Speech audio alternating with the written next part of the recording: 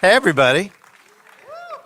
My name is Bill Simmons. I'm going to introduce some of the people involved in this movie. What'd you think?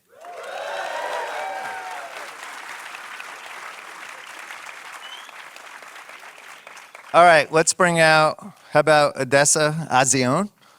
No, Azion. I said it wrong. I practiced beforehand, too. Azion. Azion.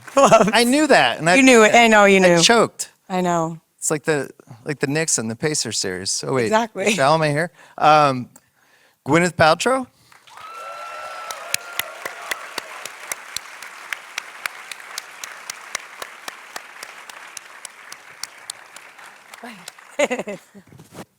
The director of the movie, Josh Safdie.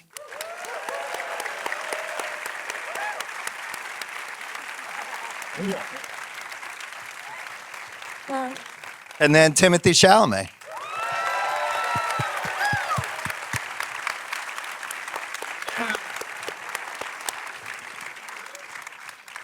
So Josh, do you think you did it? This is one of the best 50s ping pong movies ever? Yeah, I set the bar. I aim very low. I'm not like Marty. I aim right here. Is this a sports movie in your I opinion? knew that was going to be the first question Yeah. you were going to ask. Yeah, but I think Saturday Night Fever is also a sports movie. Really? Yeah. Make the case. I think that the genre of sports is like is aspirational, and there is a dreaming quality, and there's competition, like the genre of it. Saturday Night Fever starts, he has a dream. He wants to be bigger than where he is, and he's going to use his God-given talent to get there. There's a competition at the end of the movie. He's going to win that competition and do something with that trophy besides get on the subway. He ends up getting on the subway. So I see that structure like Rocky. It's like, well, Rocky's about screenwriting, right? So he's like, I can't make a movie about screenwriting. Nobody wants to watch that. So instead, I'll make a movie. I'll make him a boxer. I'll make him punch above his weight. So in that regards, but this is a sports movie. I love table tennis. I've always loved it. As someone who's loved it, it's my father taught. My uncle played at Lawrence's. My uncle played at Lawrence's with all those misfits and outsiders. He knew Lawrence. He was the first black business owner in Times Square district. Historic person. I love the sport. I have complete respect for it. I think it has real dignity, but I never actually consider it a sport, which is weird, even though I break out into a full sweat when I play. But it's one of those things. It's larger than a sport. It's different. It's like more like chess. Timmy, what drew you to the movie? I wanted to work with Josh, plain and simple. Are you just saying that because you're sitting next to him? No, it's I think any young actor in LA right now, in New York, would say the same thing. In fact, I know they would, because I know the meetings Josh has taken in the last 3-4 years, because he tells me about them. And no, it's really that simple. Got to keep you on, Yeah, keep me close. But no, and with Heaven Knows What, with Good Time, with Uncut Gems, it was just an absolute no-brainer. I think Gwyneth would feel the same way. I mean, Gwyneth hadn't been in a movie in 6 years, and this was who she, decided was, I hate the word worthy, but, worthy to do it. Josh, that is. 6 years. I think 7, actually. So what happened? My kids all left. And actually, my brother, who's a filmmaker, when, he said, okay, if you're going to take a bit of a break, that's fine. But if, anytime anybody wants you to do anything, you have to call me that. You just have to promise me that. So I kept my promise. And when I said that Josh had called me, he was like, you're doing it. You're doing it. And so I met Josh and loved him very much. Felt so much like Marty in that meeting. I think I told you that afterwards. So I just watched all 8 episodes of I Love LA because they have a 20-year-old daughter, and somebody at HBO, they wanted to see if my daughter would like it, so we plowed through them. Well, dirty. Compare and contrast that character to the character you played in this movie. Very different. I mean, they're completely different Yeah, I was characters. going to say. I feel more like Rachel, even though I still feel like Rachel is is a little. I wish that I could be more like Rachel. She's a badass. She's a dog. You know. Yeah. She's so smart. She's manipulative. Like she could play the player, which is so cool. And then Tallulah is kind of like that too, but she's more of a bitch. Right. Hey, Josh, it seems like you put a lot of people that you just personally like in this movie. Is that fair to say? Love. Including the Iceman, George Gervin. He's in multiple scenes. I was waiting also for that when you watched the movie. I was like, when is Bill going to ask me about George Gervin? So what do you have, a list? Is there like a Google Doc where you're just like, here's the 30 people I really like. How many of them can I get? No, you write the characters, obviously, and you think about the performers, and you just hope that they, they can be the characters before they have to open up their mouths and say a word. But George Gervin was just, he's not here, so we don't really talk about George Gervin. But I love George Gervin. Has a paternal. I met him once, and he immediately, I felt warm. I felt like he could run an orphanage. Yeah. And I just loved imagining Timmy next to him. And just the rapport that you guys had together was really, it was like father and son. What about Abel? Abel Ferreira? Yeah. Abel is somebody who I knew when I was working at this video store. He would come in. He lived above an Italian restaurant on Mulberry Street, and it was not an amazing time in his life, but he would come in all the time, and I put him actually in one of my first films, and he was a different person then, and I just wanted somebody who instantly spoke to a certain ethnic kind of culture back in New York back then, and it just screamed New York and screamed danger, but also strange warmth, and I find him to be incredibly hunky.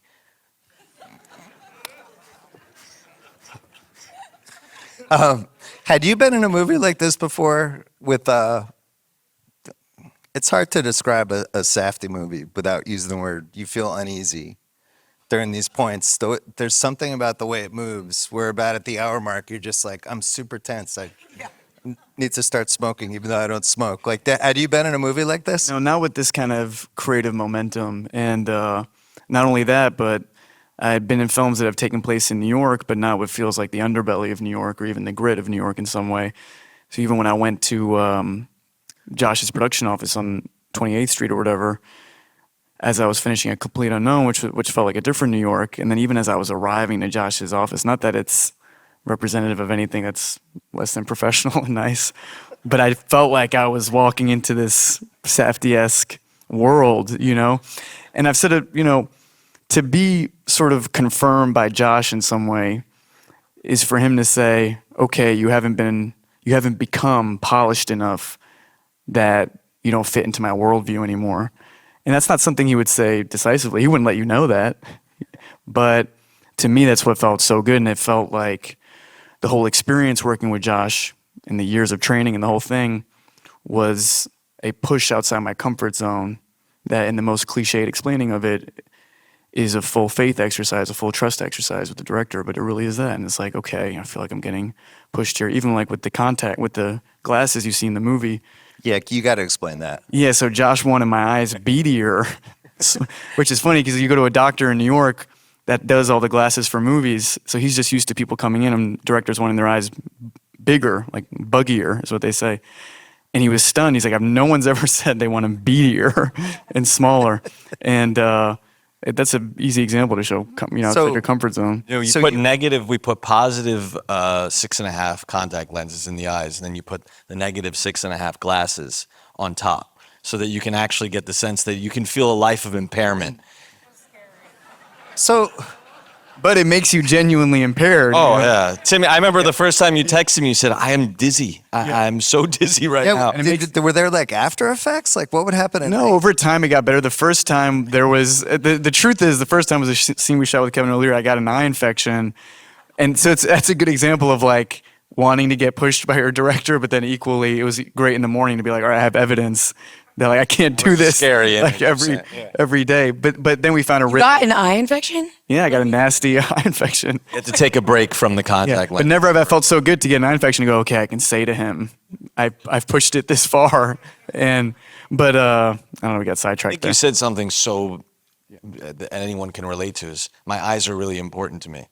And you can't argue with that. Yeah. You can't. No, it's a scary thing. No, but Yeah. you committed in a way that you knew a lot of the performers have never acted before, and I could often sometimes direct them almost through Timmy, and Timmy was so patient and made everyone around him better, and through I wrote Ronnie and I wrote the before we put one word down on the page. I had already talked to Timmy about entering this world.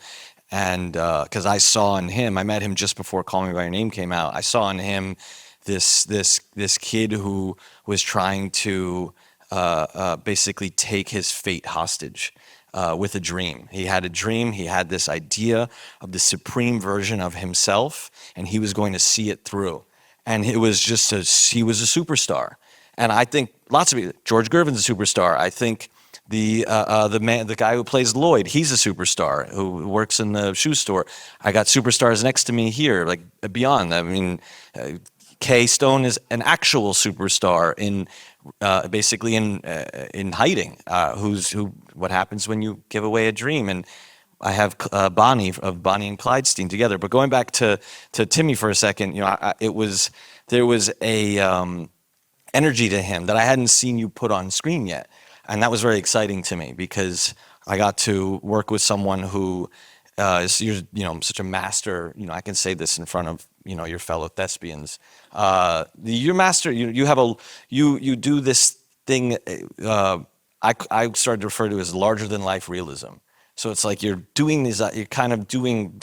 It feels very real. And then you and I would go nuts. I would do like, all right, we'll do another take. It's like, all right, we're at 26 takes. You know what I mean? And you look at me, it's like, all right, and you just never, but you did it. And I appreciate that. I thank you for that. Thank all of you guys for that. Thank everybody in the movie. Thank you, Bill. I thank you, Bill, for doing this. The contacts were a little excessive, though. Let's be honest. It feels like a No, you borderline can- torture.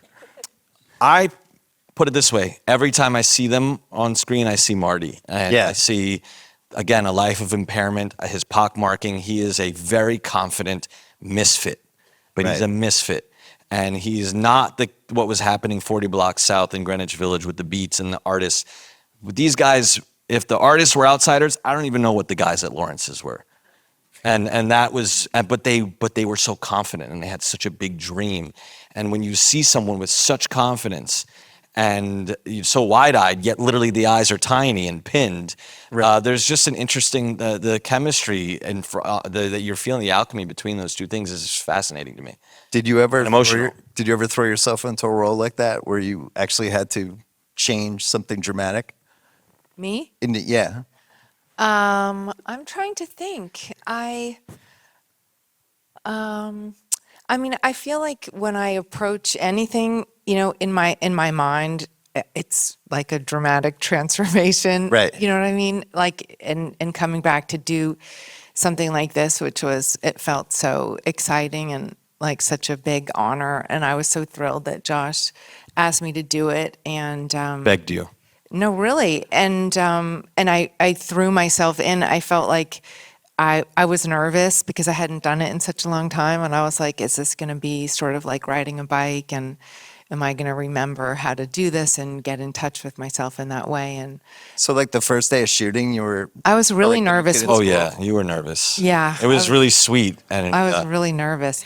I was really nervous when we did the camera test. I was like, shit, I haven't been in front of a camera in so long. I felt very self-conscious and very happy that I had the costumes and hair and stuff because it helped ground me. But the first day of shooting, I was nervous. But then, was there a famous actress you had in your head when you were thinking of the role?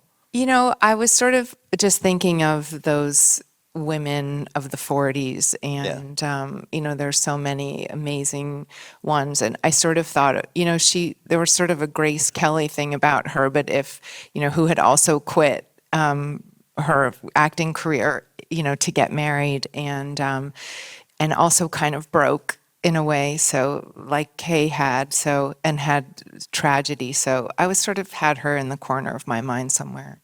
Odessa, how about your approach? What were you thinking?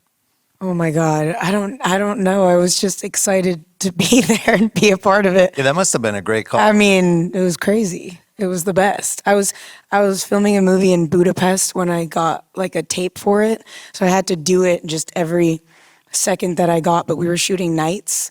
So it was really weird timing. I found this phone booth in Budapest and we shot it in this phone booth at like, I don't know, like 4 a.m. There was this woman on the balcony and she was so sweet because I'm screaming in the phone booth and I thought that she was going to be like, can you shut the fuck up? It's 4 a.m. But she looks down and she waited for us to finish the scene and she was like, I'm so sorry. Can you please? It's 4 o'clock in the morning. She was really... And then I sent the thing and then I got the thing and then I came to New York and I mean, I was really nervous my first day too though. I was really nervous because we just went like right away. I was like, are we going to block? And you're like, no blocking. I'm like, okay, okay.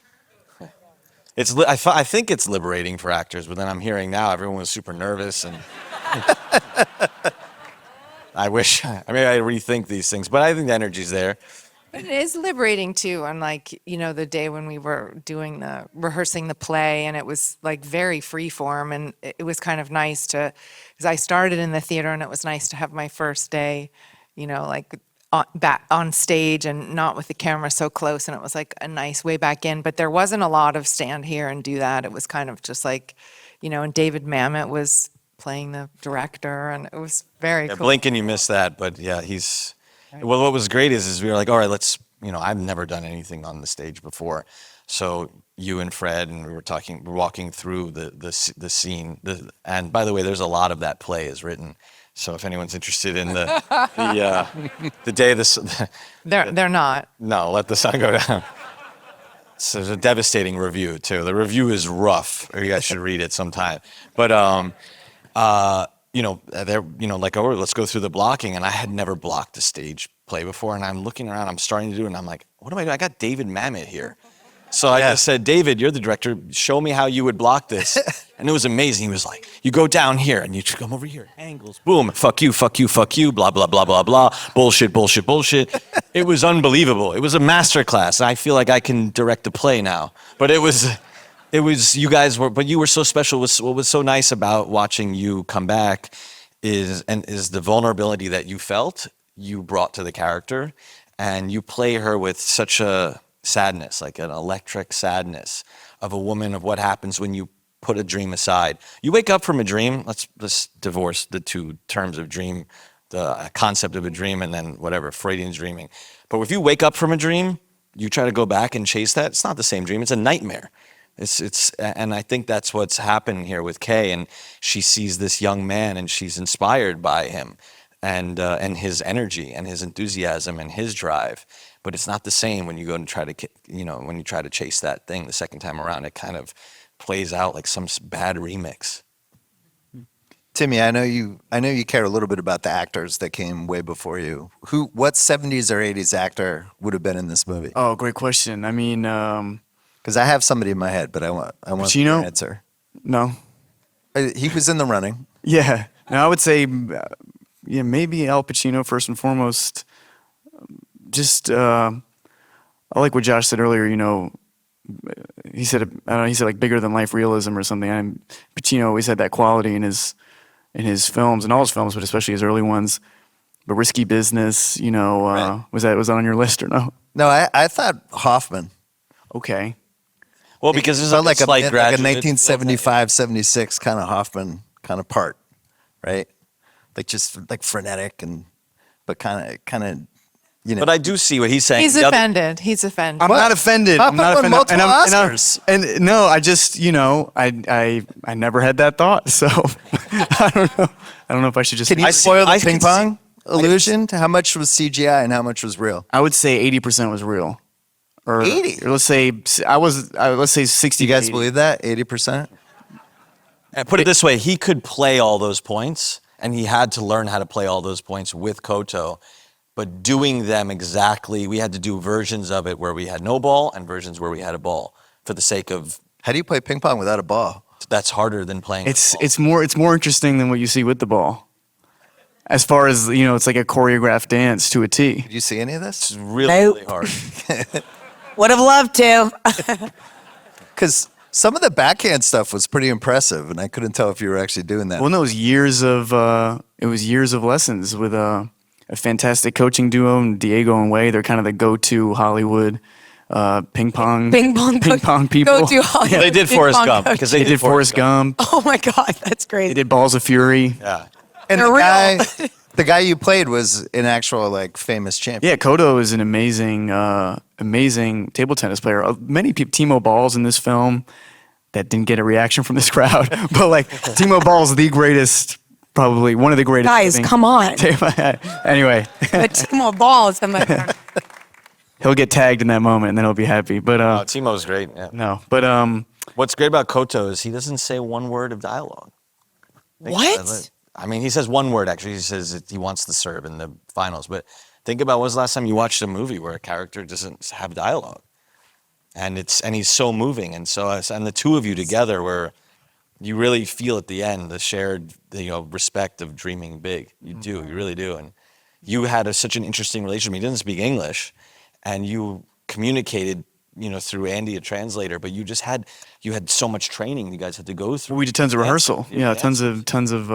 But also, I was really well propped up here. That everyone basically you see me have a table tennis point with in the film, whether it's in the tournaments or the training sessions, besides Tyler, was legitimately a professional or a very high level player, and that was important to Josh. Also, I feel like to Josh's level of realism in the film, I know we're all like blowing smoke up here, but it's just true. He wanted, from a table tennis level, a level of realism, but also the background casting in this film is insane. And I've been on productions, as I'm sure, because we're in a room full of actors, other people have, where a director's so overwhelmed by what's going on, they're not really paying attention to and I think it was almost Josh's love for New York in some way, where he made sure the faces that you see I was going to say in the background, but often on screen are, they're somehow period. And even casting, I mean, Tracy McGrady makes a brief cameo here on a T-Mac? T-Mac's in this. Wow. The Globetrotters. Kemba Walker. And I would submit NBA players to Josh. I'd say, hey, what about, and he would go, no, the face isn't period enough. And weirdly, he loved DeAndre Ayton, he said, but we didn't get him in the movie. But recent Laker. You remember what happened when we shot the scene of you walking down the street eating the hot dog? Do you remember what you said to me? It was very meaningful. No. I love that we would have conversations about what was going on in your head when you were the intro monologue. Absolutely. But that scene, we spent so much time. My wife, who's a producer on the movie, Oh, I think I know what you're ran gonna say. the research department. And we had such incredible films and pictures and photographs. So we established a real street scene, and we shot it on Orchard Street. So like the soul is emanating out of the sidewalk, and the choreography of the extras. I remember the one woman, I told her that she had some horrible thing with her husband, and she was thinking about what she was going to say to him. And you walk right past her, and she's so angry that you're walking past her. But you improvised this thing where you went up to this woman and you used your grandmother's name. You said, "Hey, how you doing?" And you patted a kid on the head. We don't use that take, but you said to me afterwards, that was one of the coolest things I've ever done, because you were like, I had no idea where I was, what time period I was. You were just Marty, and you could feel it. And every single take, you did something different. That was, I don't know, that was doing shots like that, or why you aspire to do these bigger films. It's like you want to. That opening shot too, really briefly, got to give a big shout out to Jack Fisk, who's the production designer on this, who's like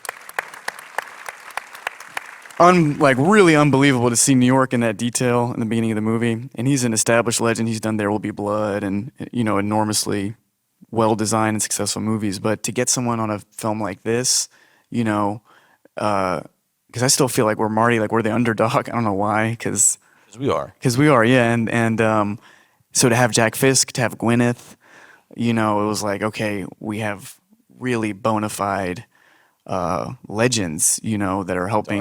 Darius Ganji, the cinematographer, was unbelievable. We worked with you on Seven. It was the last time you guys worked together. The list is actually our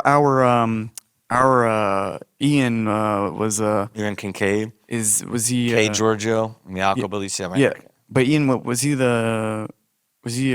He's Bob Richardson's gaffer. Was Bob? Yeah, it was like we had a legendary gaffer. Yeah. You know, like and Who would say to me, say things non-lighting related to me? It's like, I don't know about that. I was like, okay, Ian. I always listen though. I was always, this guy knows, he's been around the block. We have to wrap up. Oh, man, damn. No, we do. Everyone leave. I Give didn't. me the signal. They were, long movie, nice little Q&A. Well, I didn't get to say how special I think Odessa and how much she brought to the film and how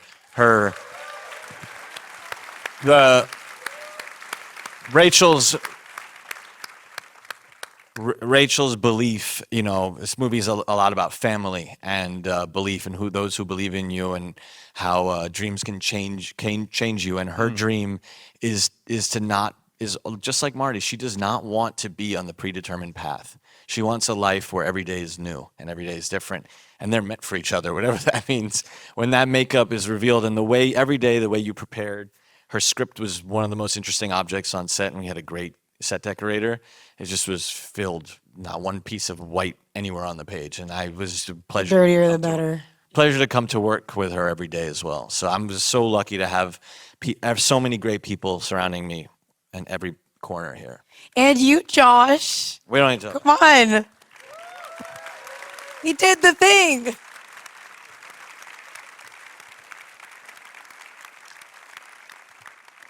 Well, thanks everybody for sticking around. Congratulations on the movie. It's awesome. Thank you, Bill. Thank you. Great Thank you job. for doing this. All right, thanks. Thank you, guys. Thank you for coming. Appreciate it.